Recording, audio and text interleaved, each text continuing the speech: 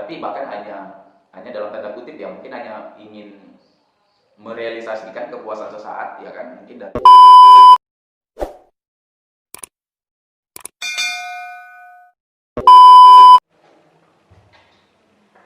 Oke, assalamualaikum warahmatullahi wabarakatuh teman-teman. Jadi terima kasih sudah klik video ini. Jadi di video kali ini saya mau apa ya? Saya mau berbagi tips, saya mau berbagi pengalaman seputar perjalanan hidup saya kemarin ya. Dan terkhusus untuk perempuan, siapapun kalian harus nonton video ini sampai habis, oke? Jangan di skip kayak gitu.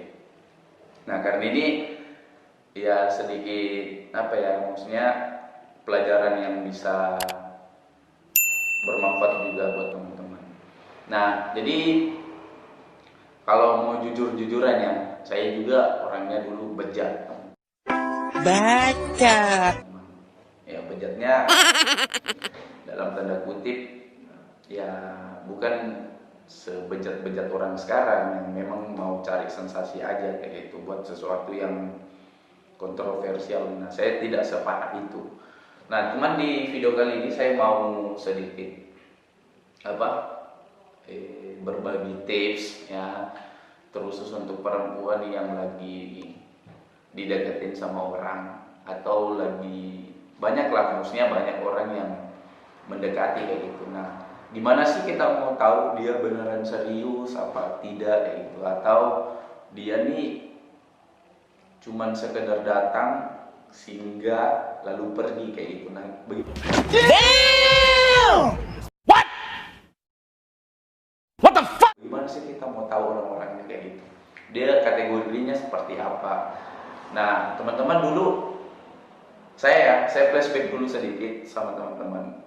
Saya dulu kuliah di Makassar, di salah satu kampus perguruan tinggi swasta yang ada di Makassar. Itu ada 5 jurusan teman-teman di fakultas saya. Itu di setiap jurusan itu saya punya satu kayak gitu. Nah, bahkan itu selalu jadi challenge, selalu jadi tantangan di pergaulan saya di kampus. Kak, lu bisa ini dapat ini nggak kayak gitu? Lu bisa dapat ini nggak dari jurusan ini? Nah, itu dulu itu jadi tantangan buat saya, jadi apa ya, jadi keseharian, jadi kebiasaan yang selalu saya buat. Nah, saya harus dapat nih. Nah, dari proses itu saya dapat satu hal, bahwa oh ternyata kelemahannya cewek itu di sini kayak gitu. Nah, di sini saya mau berbagi tips untuk kalian ketika cowok ya kan datang ke kalian dengan segala apa ya, dengan segala gaya, mungkin dengan segala cara yang dia lakukan untuk mendekati. Nah, itu menurut saya semua apa ya, maksudnya saya tidak bilang semua ya, maksudnya di mayoritas dari sebagian laki-laki itu selalu menggunakan metode yang sama, ya kan, cara yang sama, dan tujuannya juga sama kayak gitu. Ini gokil teman-teman, ya kan? Baru lihat sesaat langsung wow kayak gitu. Nah, ini yang bahaya nih kayak gitu, dan itu dulu juga terjadi di saya. Nah, untuk mengatasi ketika kita lagi ada di posisi itu, nah kita harus deteksi dulu si cowoknya kayak gitu. Nah, sederhananya itu kita ya kan, pasti dia menggunakan segala cara. Mungkin dia nyari kontak WA kamu mungkin, atau dia cari Instagramnya kamu di temen kamu mungkin, atau banyak hal yang pasti dia lakukan ya, karena memang murni otaknya dia ya kan, bukan berpikiran tentang bagaimana kau betul-betul jadi pendamping hidupnya, bukan jadi sebagai orang yang bisa temani dia kayak gitu dalam kesehariannya dia sampai betul-betul ke jenjang yang lebih serius. Nah, tapi bahkan hanya dalam tanda kutip ya, mungkin hanya ingin merealisasikan kepuasan sesaat ya kan, mungkin dari ya ini juga yang sekarang banyak terjadi kayak gitu ya. Memang laki-laki sulit untuk tahan itu. Nah, akhirnya dengan segala cara dia lakukan. Nah, caranya itu yang pertama, dia nyari kontak kamu dulu supaya bisa ada komunikasi. Nah, pada saat sudah jalan komunikasi, nah di sini nih yang lucu.